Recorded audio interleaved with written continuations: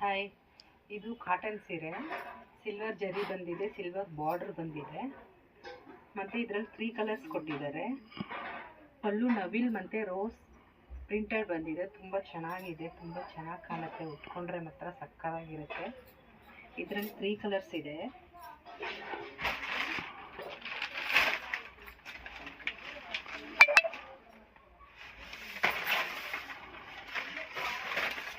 ಇದೊಂದು ಕಲರು,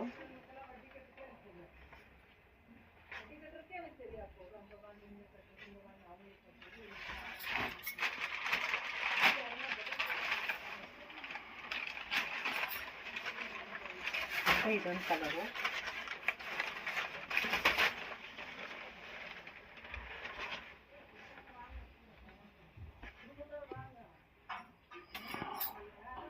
ಇದೊಂದು ಕಲರ್.